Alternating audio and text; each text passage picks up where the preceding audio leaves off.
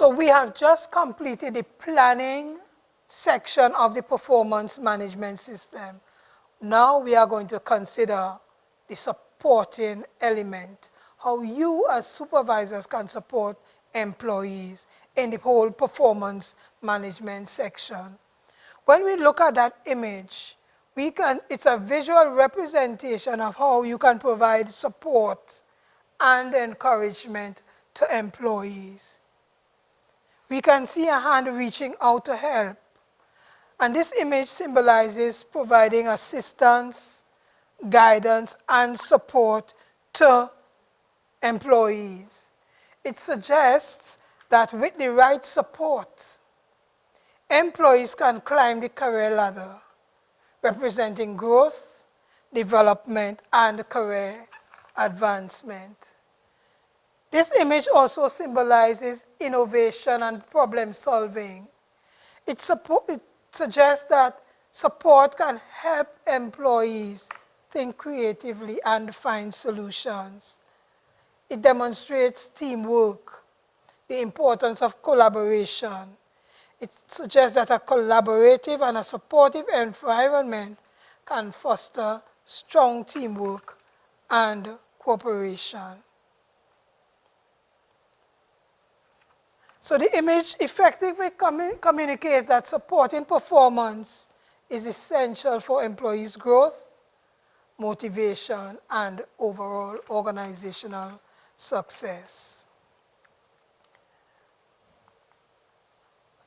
This is another model I'd like to introduce to you. It's called the OSF ratio: on the job, social, and formal. What this says, it's also called the 70-20-10 model.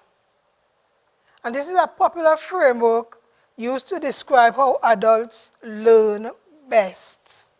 It suggests that optimal learning occurs through a combination of them all.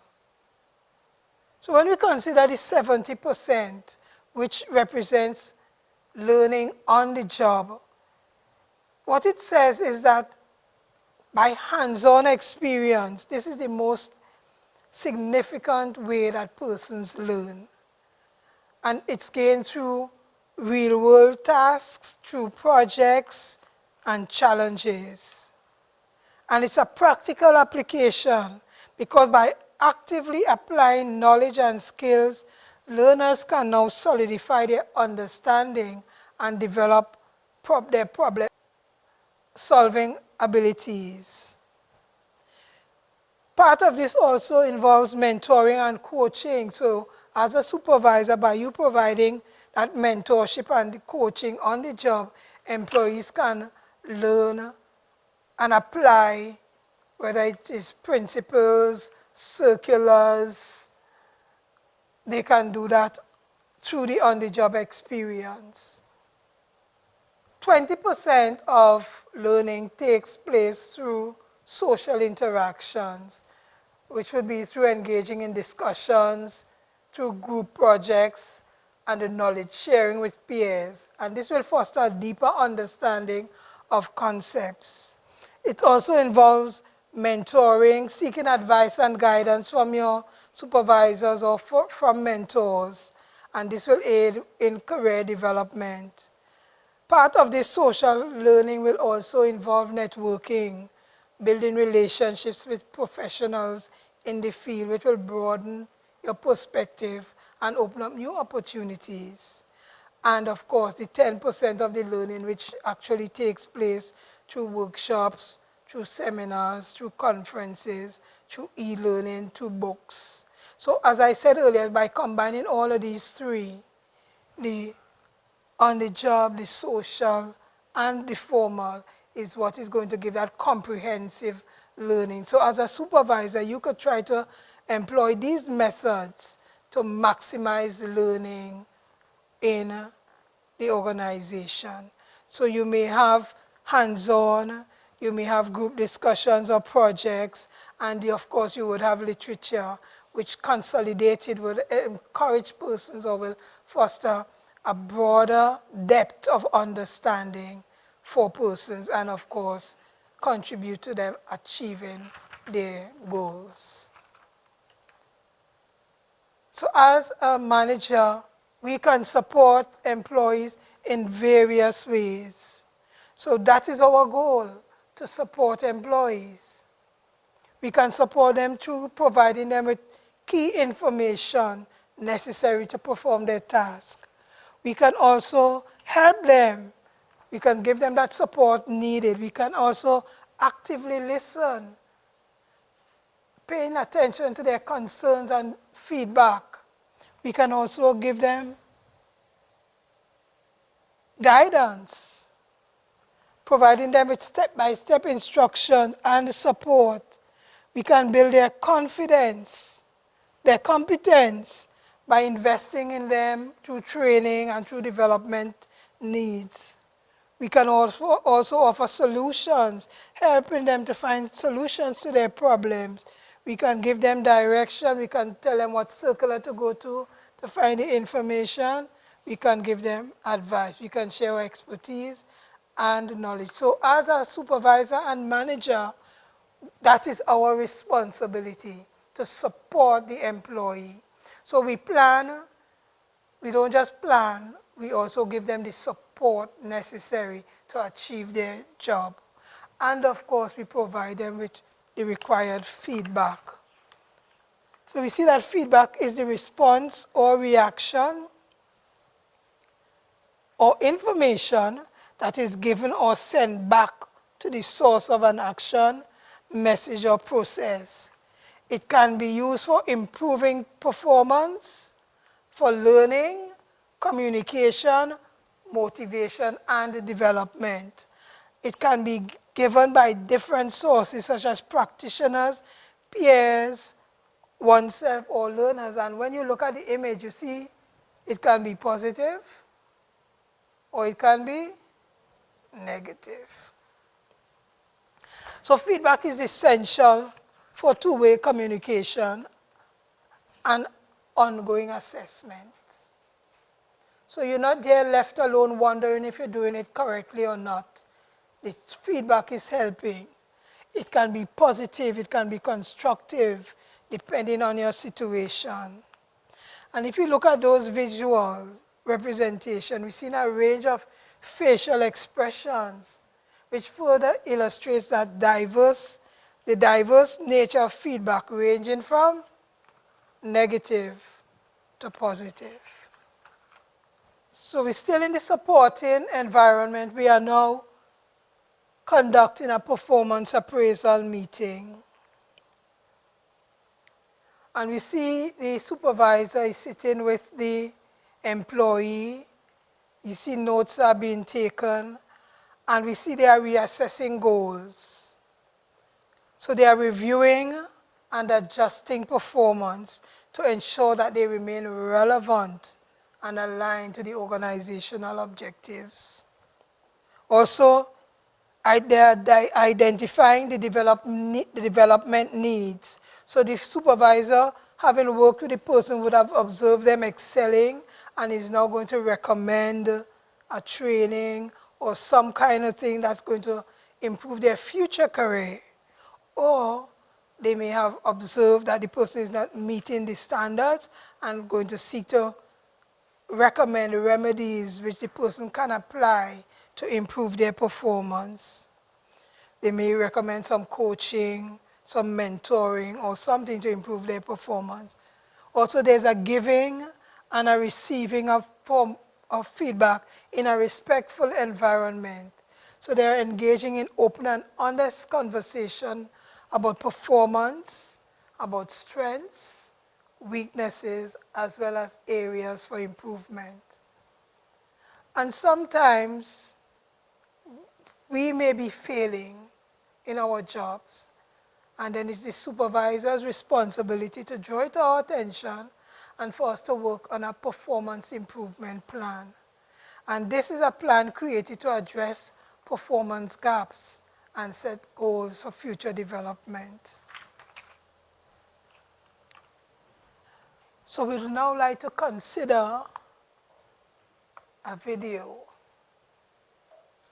how not to conduct a performance appraisal. So let's turn our attention to this video.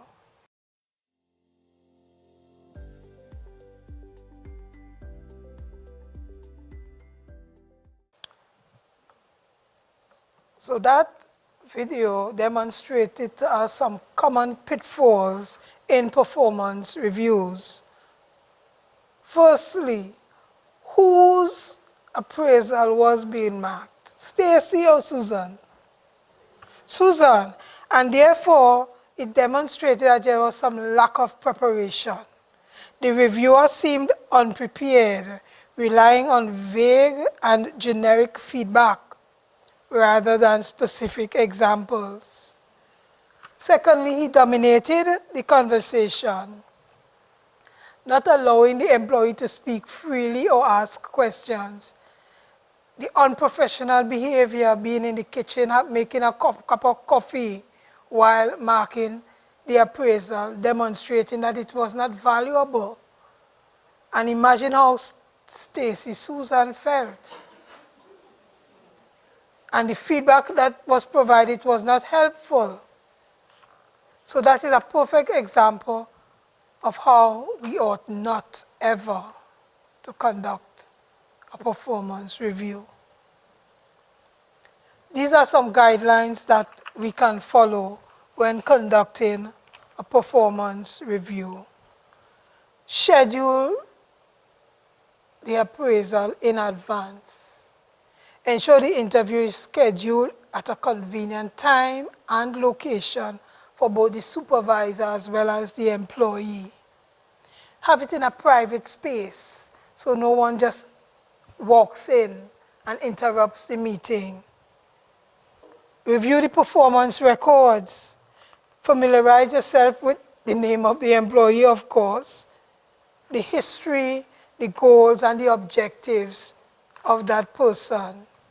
Conduct the interview. Create a positive environment where support is fostered and it's open for honest and constructive feedback. And of course, actively listen. Pay attention to the employee's perspectives and concerns. And we see here that it's a two-way communication where we have an open dialogue. And importantly, document the findings, document the interview, take notes, record the points. Both persons take notes. Ensure the accuracy and completeness of the appraisal document. And of course, store that document in a safe and secure environment. So the tips: create an agenda, discuss successes and the challenges, discuss areas for development, agree on action to be taken, whether a performance improvement plan is necessary to assist, and of course, summarize the meeting.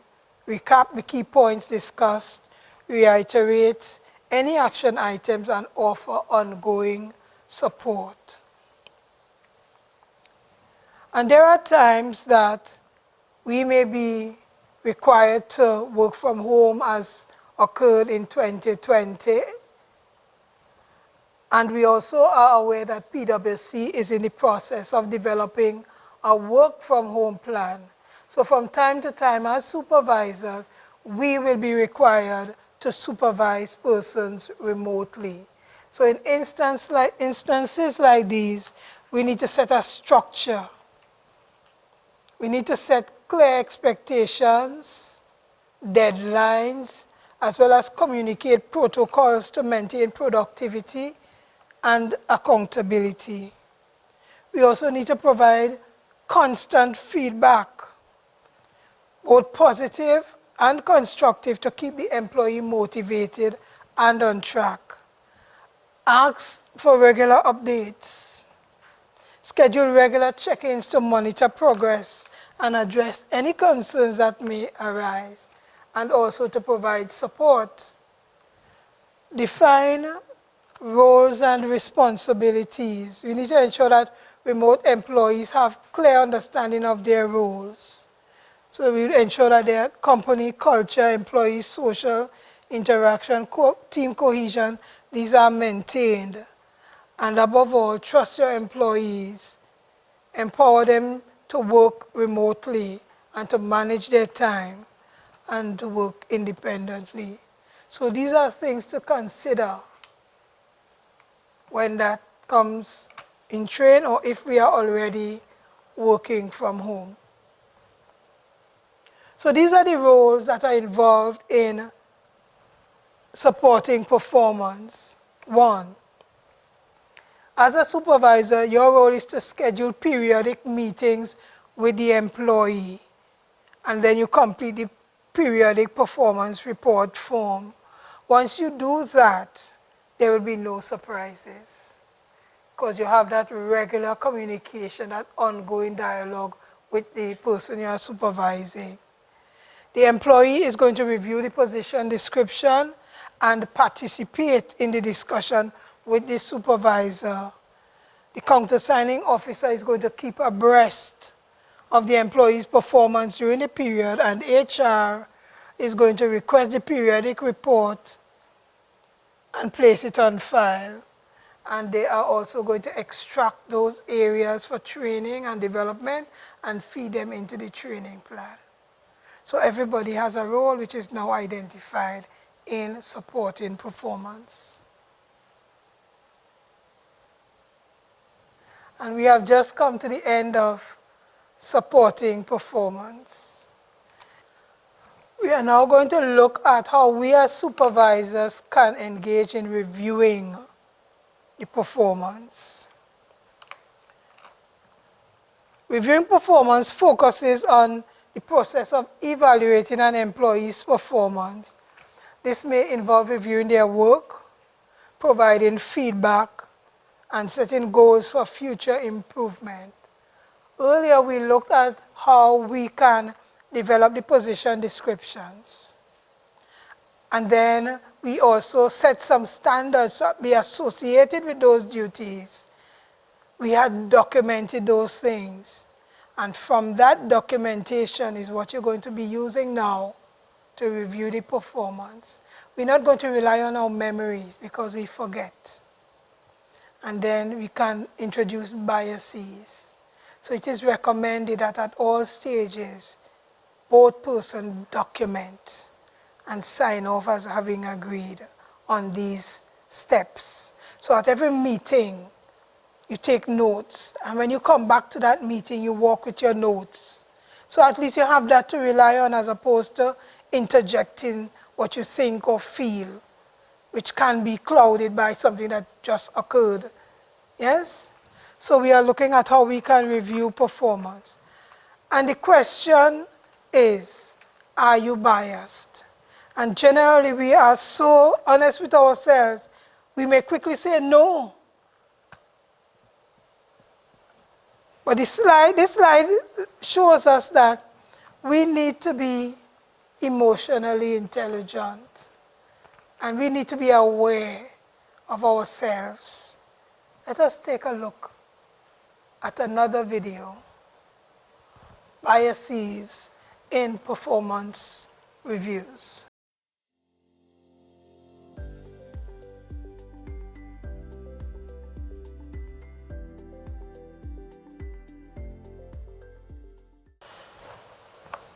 So what that video demonstrated is that biases can creep into the performance review. And it is important for us to recognize the biases and then mitigate against these biases.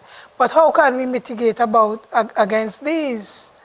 He mentioned that there should be constant documentation and recording of the challenges, or even maybe some of the excellent things that persons have done. And by reducing yourself to what is written, is going to assist us in helping to reduce these biases, as well as conducting these appraisals over a year-long period.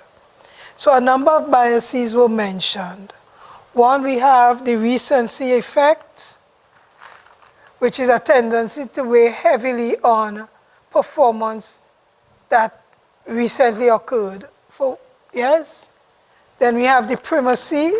He referred to this something like the first impression. A tendency to form an initial impression of an employee and allow it to influence subsequent evaluations.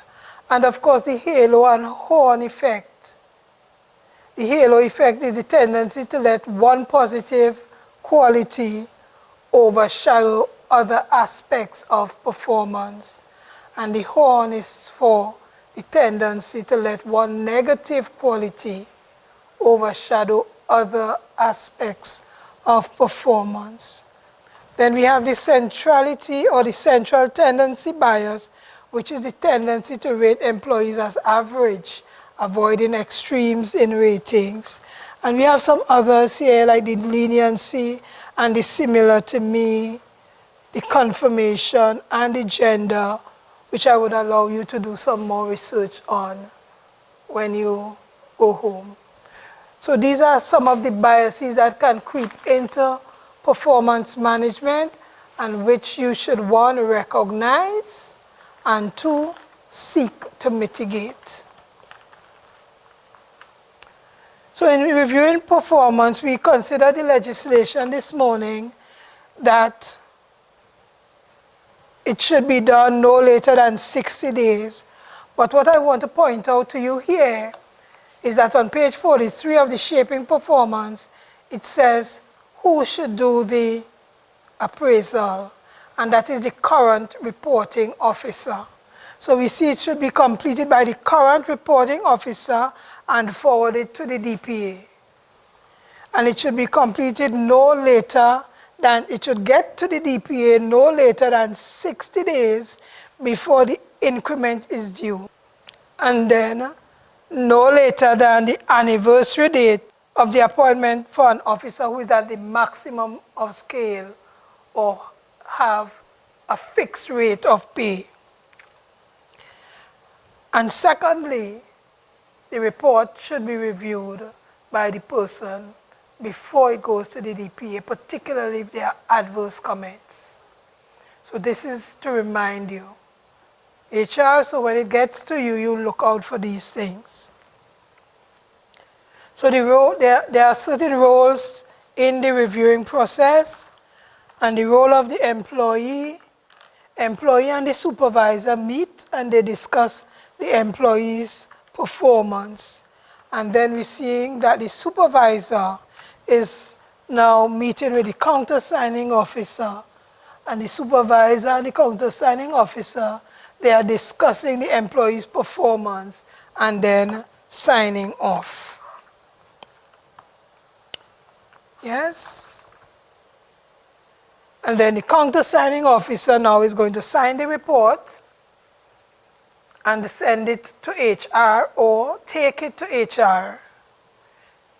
HR now has a role. HR is going to review the report for completeness, for the comments of the parties, and for recommendations of training. So there are times when you're having that discussion with your supervisor and you may not agree with the rating that you have received. And so based on the circulars, your responsibility as an employee, you must sign the report. If you don't agree, there's room for you to write your comments, but you must sign the report. Because if you didn't sign the report, you can't appeal it. So you sign the report, you put your comments, and then you can take it further. We will discuss the appeals process in a little while.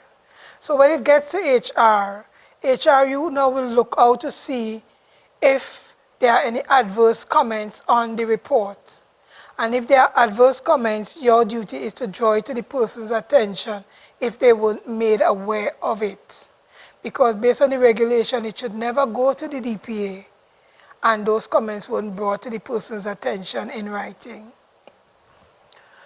Also, HR is going to look to see what training was identified or any kind of development needs, feed that into the training plan. So that will come into training for the next year. And of course, HR will send it to the head of department recommending an increment. And the head of department will send it back and it goes to the DPA. Again, the employee must see all comments before the report is finalized. So the question is, who completes the performance appraisal report? And that is the supervisor, and it's to be marked by the countersigning officer. And it is not by the supervisor who had the longest period of supervision. That is something we used to say some time back. But based on the shaping performance, that is not the case. It says that you must work with that employee for 2 months or more. That reporting officer is the one who is going to mark the report. But they are going to mark the report in collaboration with the other supervisor. And they're going to look out for the documentation and all of that that they had, so that they give a little, so it's a general perspective on the person's report, because that person by themselves will not be able to accurately mark that report for the whole 12 months. But through collaborations with the ones who went before, they can make an accurate assessment of that person's performance, particularly as you were documenting as you went along.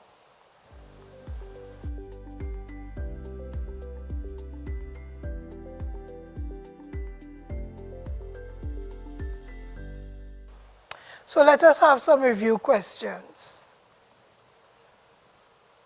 When we look at this picture of no surprises, what comes to my mind is that there must be clear expectations set at the beginning. There should also be regular feedback on performance relative to those expectations. There must be ongoing communication between the supervisor and the employee. However, the feedback is not only provided at the end of the appraisal, but it's throughout, so that the person benefits and improves. And then you could measure that improvement and give the person an accurate rating. And the employee should never receive negative feedback. Negative feedback is also helpful, right? So that is also not true. So the responses to that will be 1, 2, and 3. What is the purpose of the performance management? It is to develop the employee, is to develop a performance culture. It is not for micromanagement, but it is built on trust and respect. At which stage of the PMAS cycle will we address planning? And it's always at the first stage. So we plan, we review, and we support. Wrong. We plan, we support, and we review. Excellent. Periodic discussion appraisals are also known as quarterlies or quarterly discussions. The periodic discussion report should be signed by both employee and supervisor. True or false? True. And this one is, it's an action plan for enhancing an employee's level of performance in order to excel in their current job or prepare for new responsibilities. And that is the performance improvement plan. A reporting officer must be of this range or higher. Clerk 4, range 30C. Yes? Name 3 of the positions that are authorized to view the performance appraisal report. So we learned it's supposed to be the employee and the supervisor, or the countersigning officer, HR, and the head of department. So any of those. Some elements, we could name any 3 elements of the position description. We have the date of preparation, we have the position, we have the author. So any of those. So we come down to this question of the appeal. So you have redress if you do not agree with the performance appraisal.